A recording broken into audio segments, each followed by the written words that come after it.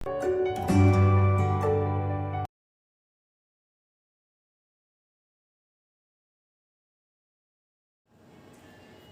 बच्चों, त्रिवेणी memorial senior secondary school की online classes में आज आपका स्वागत है।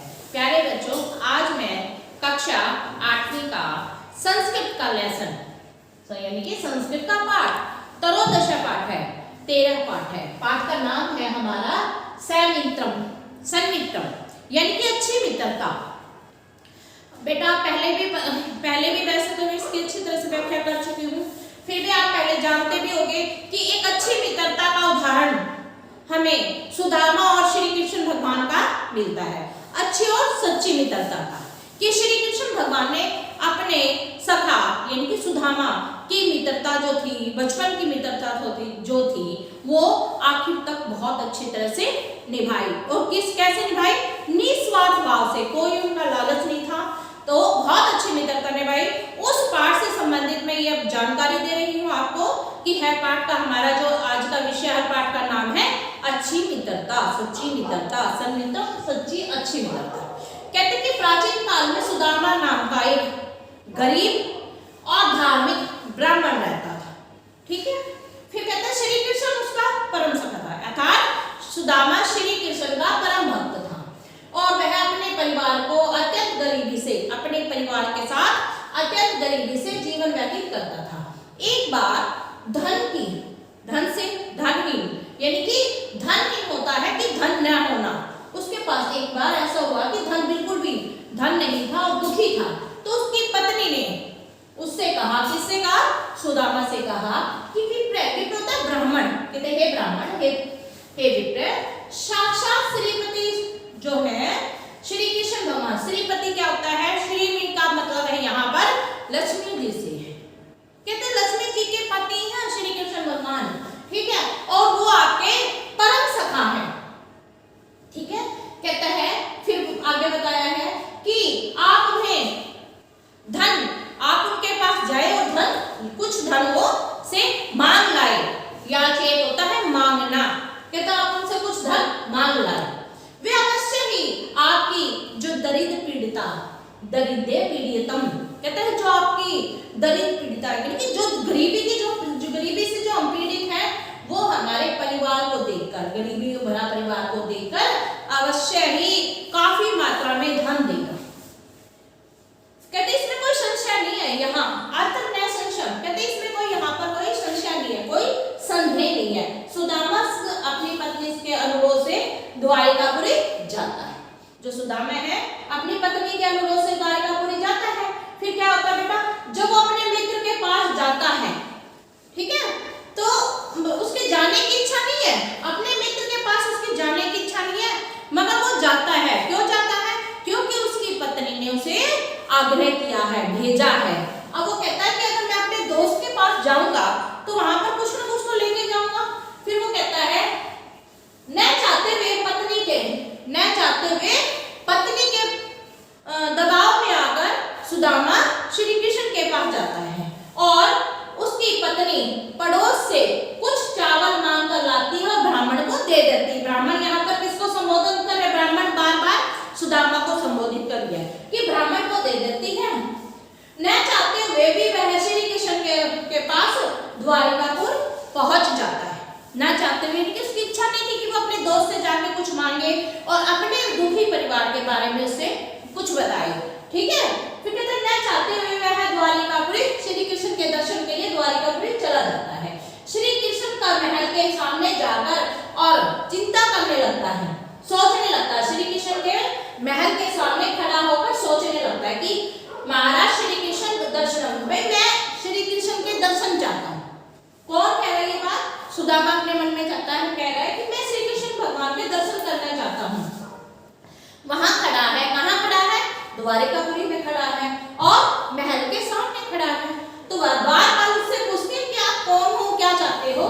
तो कहता है द्वारपाल निज नाम, अपना नाम बताते हुए, द्वारपाल को अपना नाम बताते हुए द्वारपाल से बोलता है कि आप जाएं, मेरा संदेशा ले जाएं और क्या बोलते हैं कि सुदामा आए हैं। ठीक है, जैसे ही द्वारपाल श्री कृष्ण भगवान के पास जाकर बोलते हैं कि सुदामा आए हैं, तो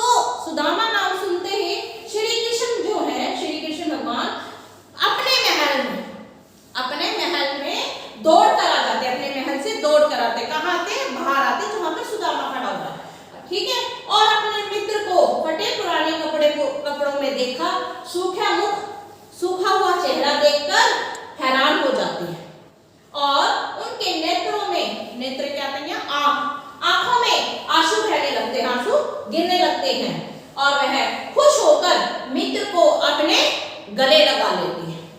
प्रेम पूर्वक सुदामा को सिंहासन पर, प्रेम पूर्वक सुदामा को यानी कि प्रेम से सुदामा को सिंहासन पर बिठाकर रोते हुए श्री कृष्ण जल से उनके पैरों को धोते हैं।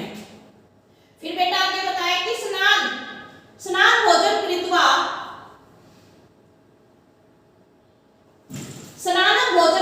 स्नान और भोजन करके बाल्यावस्था के बारे में बातें करते हैं, यानी कि वो स्नान यानी कि नहा धोकर श्री कृष्ण भगवान सुदामा को बोलते हैं कि आप नहा लीजिए, खाना खा लीजिए, कहते आप नहा धोकर दोनों ही बाल्यावस्था यानी कि बचपन की जो उनकी पुरानी बचपन की जो बातें थी वो याद करने लग जाते हैं। फिर श्री कृष्ण सुदामा से पूछते हैं कि भाभी ने मेरे लिए कोई उपहार नहीं भेजा? ऐसा नहीं है कि भाभी मेरे लिए कोई उपहार नहीं भेजेगी, तो वो कहते हैं कि मुझे दीजिए।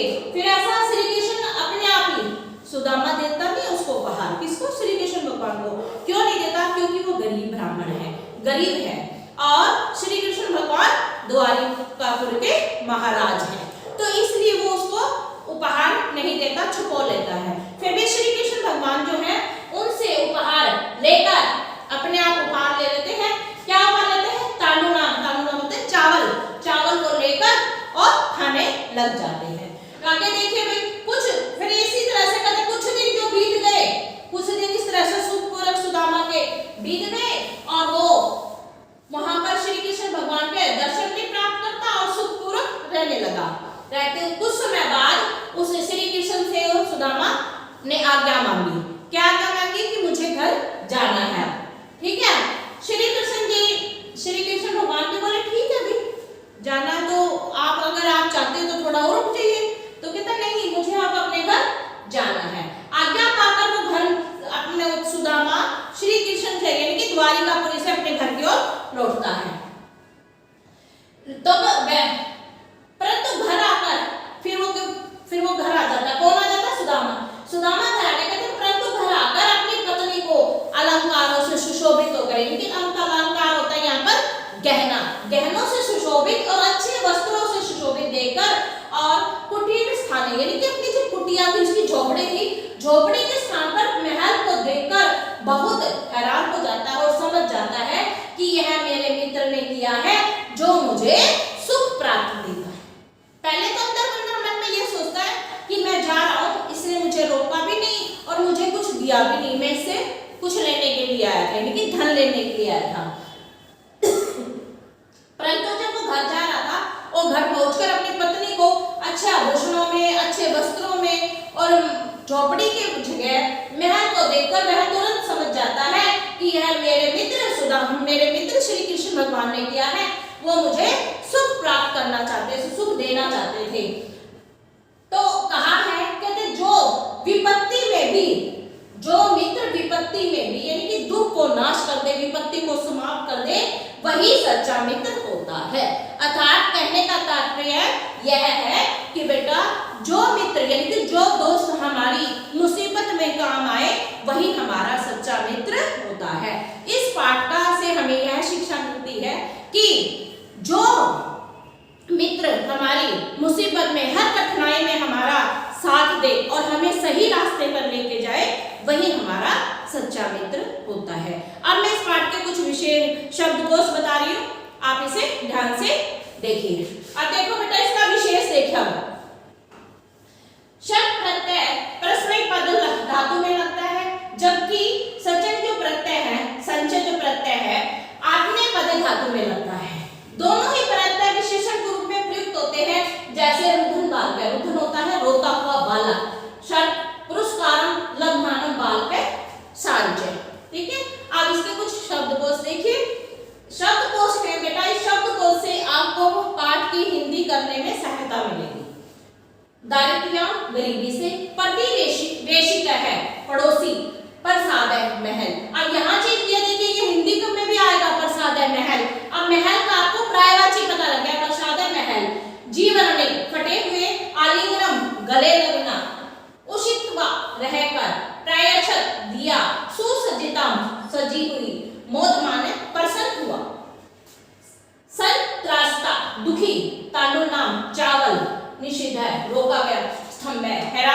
यानी कि चकित होना, हैरान होना। फिर है भ्रातृजा, भाभी के द्वारा, निष्प्राह, इच्छा न रखना, विपत्तौ, मुश्किल में। ठीक है, अब कुछ संधि शब्द इसी के साथ हमारे संधि से जुड़े हुए कुछ शब्द हुए हैं, जैसे कश्चन, कहो प्लस चल, अनु होता है, अनु प्लस अभवत। अनु यहाँ पर उपसर्ग है बेटा, और अभवत यहाँ पर भू धातु है, नल लकार अभवत। ठीक है, ये है देखिए भक्ता शोच, भक्ता प्लस च, संमित्रम, सत प्लस मित्रम। अब यहाँ पर प्रत्यय दिए हुए, प्रत्ययुक्त शब्द यानी कि प्रत्यय से जुड़े हुए शब्द दिए हुए। देखिए आगे ये सारे प्रत्यय, इसमें से प्रत्यय बताने कौन सा प्रत्यय कौन सा उपसर्ग है। आ उपसर्ग, नि धातु लट्टा प्रत्यय। ठीक है बेटा, प्रेषितम, प्र उपसर्ग, इश धातु कत प्रत्यय, आगत्य, आ उपसर्ग, गम धातु लय प्रत्यय, नाशितुम, नश उपसर्ग, इंच धातु तुम प्रत्यय, धावन, धाव प्लस श्रत, स्थित्वा, स्था प्लस कत्वता, उषित्वा, वस प्लस कत्वता, याचित्वान, याच प्लस कत्वतु प्रत्यय, उक्तवा, वच प्लस कत्वता प्रत्यय, निषिद्ध है, नी प्लस सिद्ध प्लस कत प्रत्यय है। अब मैं उस पाठ के आपका अभ्यास यानी कि असाइनमेंट करवाने जा रही हूँ। आप, मुझे उम्मीद है आप इसे ध्यान से समझेंगे और सुनेंगे। कक्षा 8वीं के लिए है ये, और विषय मेरा है संस्कृत पाठ 13। ठीक है बेटा, अभ्यास परपत्र त्रयोदश पाठ है, 13वां पाठ का जो असाइनमेंट है वो मैं करवाने जा रही हूँ। पहला का क्वेश्चन देखिए, फर्स्ट क्वेश्चन जो हमारा है, विकल्पित है उत्तम उत्तर चुनना, विकल्पों से उचित उत्तर चुनिए। क्या है, दरिद्र है, विप्रयासित, कौन, गरीब ब्राह्मण था, कह, कौन, सुदामा। ठीक है, सुदामा है, वस्त्राणी की दर्शनानी आसन, कहते हैं सुदामा के वस्त्र कैसे थे, की दर्शनानी, जहां पर आएगा कैसे, जहां पर आंसर में आ जाए मान लो जी वर्णानी यानी कि फटे हुए, तो वहां पर की दर्शनानी आएगा। ठीक है, मैं आपको प्रश्न निर्माण और उत्तर का निर्माण दोनों ही इसी में समझा रही हूँ एक साथ। सुदामा कस्याः अनुरोधेन द्वारिकां प्रति आगच्छत्, जो सुदामा है किसके अनुरोध से, किसके अनुरोध की प्रार्थना से द्वारिकापुरी आया, अपनी पत्नी। तो यहाँ पर क्या है, पत्न्याः, अपनी पत्नी के अनुरोध से। फिर कहता है अगला है गृहम् आगत्य सुदामा कुटीर, यहाँ पर ये मिस्टेक है भाई, बुक में ही मिस्टेक है, कुटीर नहीं आना चाहिए, कुटीर आना चाहिए, कुटीर स्थाने की अपश्यत। तो यहाँ पर ये आएगा कि घर आकर सुदामा को कुटीर यानी कि कुटिया जो अपनी झोपड़ी है उसके स्थान पर क्या देखा, प्रसादम, महल देखा। फिर आपका आएगा अगला है कैधमनम, प्रसादम आगत है, कहते हैं कि कौन दौड़कर प्रसाद यानी कि महल से आया। तो यहाँ पर कौन आएगा, कौन आया था दौड़कर, श्री कृष्ण। तो यहाँ पर आएगा श्री कृष्ण। अगला है पूर्ण वाक्य में उत्तर दिए, पूर्ण वाक्य में उत्तर कहा प्रतिवेशित है ग्रातुम तांडुलाम आने, कौन पड़ोसी के घर से चावल लेकर आई, कौन लेकर आई थी, सुदामा की पत्नी। तो यहाँ पर आएगा सुदामा भार्य, सुदामा की पत्नी। विप्रह किमर्थम द्वारिकापुरम आगच्छत्, देखो ब्राह्मण किसके, किस लिए द्वारिकापुरी आया। मैं इसकी हिंदी समझा रही हूँ, आपको प्रश्नों के उत्तर बुक में से आपको अपने आप करने हैं। अगला देखें, श्री कृष्ण किमर्थम स्तंभे जाते, श्री कृष्ण किसको देखकर हैरान हो गए थे, सुदामा को देखकर, उसके सूखे हुए मुख को देखकर, फटे पुराने कपड़ों को देखकर। क्यों क्यों हैरान हुए थे, कि उसने सोचा था, श्री कृष्ण भगवान ने भी सोचा था कि मेरा जो मित्र है वो भी मेरी तरह पैसे वाला होगा, मगर ऐसा कुछ नहीं था। क्यों, क्योंकि सुदामा तो एक निस्वार्थ ब्राह्मण था। ठीक है बेटा, धार्मिक विचारों वाला था, लालची नहीं था, और अपना जो कार्य करता था वो बिना ही लोभ के, बिना ही लालच के करता था। ठीक है, क्योंकि उनको जब शिक्षा दी गई थी ब्राह्मण की, तो उन्हें ब्राह्मणों को यही सिखाया गया था कि पहले 5 घरों से आपको भिक्षा मांगनी है, जो छठा घर है उसमें नहीं जाना, चाहे आपको 5 में से भोजन मिले तो भी ठीक है, नहीं मिले तो भी ठीक है। तो उस टाइम पे ये नियम बनाया गया था शिक्षा देते समय कि ब्राह्मणों को 5 घरों से ही भिक्षा मांगनी है, एक दिन में 5 घरों से भिक्षा मांगनी है, छठे से नहीं मांगनी। इसलिए वो जिससे जो मिल जाए वो ठीक है, नहीं मिलता तो वो आराम से देखिए अब अपने क्वेश्चन में आ जाइए। श्री कृष्ण है केन प्रदापलक्षण करोति। श्री कृष्ण ने किसको किसको बोला? श्री कृष्ण स्वयं कान गृहीत्वा खादति स्म। श्री कृष्ण ने अपने आप क्या खाया? क्या खाया था उन्होंने? अपना आप उनको चावल मांगकर खाए थे। अगला क्वेश्चन देखिए, लिंग विशेषण विशेषण और परस्पर लिंग, अपने विशेषण और विशेषण का मिलान करना है। धार्मिक है, कौन था धार्मिक? विप्र है, ब्राह्मण था। शोभने वस्त्रेण किंचित मुखम किंचित धनम सुखम मुखम, कहते सूखा मुख था। जीर्णानि वस्त्रई, कहते फटे हुए वस्त्र थे। कथा क्रमानुसार वाक्यानि पुनः लिखत। जो कथा आपकी जो कहानी है उसको कर्म के अनुसार लिखिए। कर्म के अनुसार कैसे लिखे हैं? इसमें से आपको छांटना है कि पहली लाइन कौन सी आएगी, सेकंड कौन सी थी, पार्ट के अकॉर्डिंग, कहानी के अकॉर्डिंग आपको लिखना है। कहानी के अनुसार आपको फर्स्ट सेकंड थर्ड ये लाइन आपको बतानी कि पहली लाइन कौन सी है कहानी। अगला क्वेश्चन देखिए, फिफ्थ क्वेश्चन, रेखांकित पदानि आधारित प्रश्न निर्माण होता है। रेखांकित पदों के आधार पर प्रश्नों का निर्माण कीजिए, जो मैं पहले आपको करवा भी चुकी हूँ। आंसर जो पहला क्वेश्चन था उसमें मैंने ये वाला जो विषय था आपका वो मैंने उसमें क्लियर कर दिया था, फिर भी मैं एक बार आपको करवा देती हूँ। सुदामा दरिद्र ब्राह्मण आसीत। सुदामा दरिद्र को यहाँ से हटा दो। कैसा ब्राह्मण था? कैसा? तो कैसे यहाँ पर आ गया है, तो यहाँ रहेगा कीदृशम सह दर्शन कृष्ण दर्शनाय द्वारिकापुरम आगच्छत्। सह वह फिर इसके बाद है कौन श्री कृष्ण के, तो कौन की क्या होगी? किम, ठीक है। विप्रस्य वस्त्राणि जीवनानि अस्य, तो यहाँ पर आ जाएगा कस्य। विप्रस्य है, ध्यान रखना लास्ट में अस्य है, तो यहाँ पर आएगा कस्य। ये चीज ध्यान रखने योग्य है बेटा बातें। मुझे उम्मीद है आपको ये पूरा अभ्यास समझ आया होगा। धन्यवाद। आप मेरी इस वीडियो को लाइक शेयर और चैनल को सब्सक्राइब करें। धन्यवाद।